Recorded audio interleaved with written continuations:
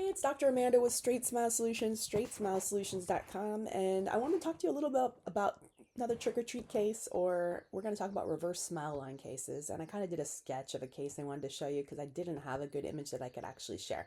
But a reverse smile line is a case, I mean, normally smile lines don't go up. Ooh, like they go more down when people smile, like a smile arc, right? This is what we call a reverse smile arc, where it goes up, okay? It just looks weird. I mean, when they smile, you generally don't see their top teeth. You can actually see it going up. You see more of the back teeth than the front teeth. It's a very aged look. Some people are just born that way. So what can cause this? I mean, some of it is a skeletal growth issue. I don't know exactly what it's due to. It could just be just genetics. A lot of it is due to a class 3 tendency and or wear. So you might get a reverse smile line because you have a class 3 bite, and basically those bottom teeth keep hitting the top teeth. So most reverse smile line cases, let me back up, are slight class 3 cases.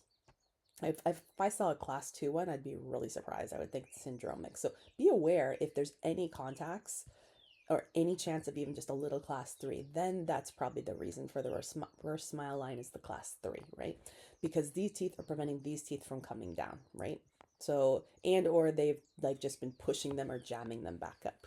So like an underbite tendency, or if you don't have enough envelope of motion or enough of a smile, overjet, it can cause this.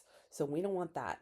But the thing is, once you have it, if this patient is not growing anymore, you can't expect that to fix. I mean, that's not fixing. That's like a jaw surgery problem. So that's not fixing in Invisalign, and trying to fix it in Invisalign is going to really screw stuff up. So the main thing I want you guys to be aware of is when you see a case like this, be aware. Bing, bing, bing, it's a reverse smile line case. These generally come with a lot of red flags. First of all, I'd be checking envelope of motion. I'd be checking for CRCO shifts, be checking for signs of interference, wear.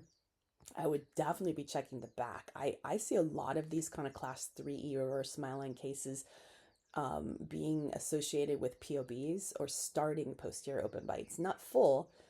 It could be because of the interference, totally, but partial.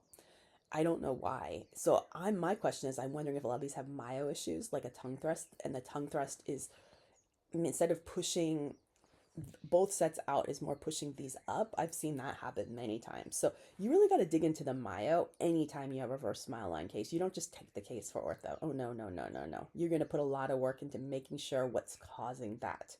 And I would 100% get a Ceph on every single one of these cases. I would 100% get a CBCT on these cases and do a path check. I mean, I know I might be taking it to the max, but I see enough of these cases that they never turn out. They don't turn out. They just are unpredictable. Weird things happen. They end up with these crazy posterior open bites at the end. They're a struggle, condylar issues. I don't know what's going on with these issues, but to me, anytime I see a reverse smile line, it's a red flag. So just wanted to put it out there just so you're more aware. And anytime you start a case, if it has a POB, even on a few teeth that should be touching, don't take it. Not yet. See what's causing that. That's not normal. Teeth always will have an opposing. So if they don't have an opposing and there's one up there, unless it's ankylosed or impacted or something's wrong with it or traumatized or it broke, that's not right. That's not normal. So you should be thinking, is this really the bite? Would be the first thing I'd be thinking. Or is this patient wearing something? You'd be surprised how many patients are wearing something and not telling you.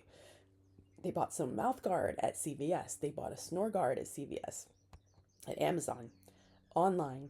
They have an old retainer they wore from 1955. I mean, I don't know. The stuff I hear is hilarious. They're wearing Snap-on Smile occasionally when they go out. Like, people put things. And so my question to you is, does anything go in your mouth that isn't food? Habit related. It could be habit related too. Maybe they're chewing on pencils and pens. I don't know what they're doing. They're putting things in their mouth. They're always biting on something on the right side. I don't know. So you got to dig into it, finding out what's going in their mouth. Some old Essex they're wearing. It could just be, and then we want to toss that out or maybe it's an old splint, or it's an old mouth guard. Some dentist made them 20 years ago that doesn't fit right, or wasn't properly made. We need to know anything that goes in their mouth that's not food. And they need to bring it into the office, and we're going to check it. And we're most likely going to discard it, wait 2 to 3 more months, rescan, maybe equilibrate, and then we're all good. So, but don't try to fix the reverse smile line. All right, thanks.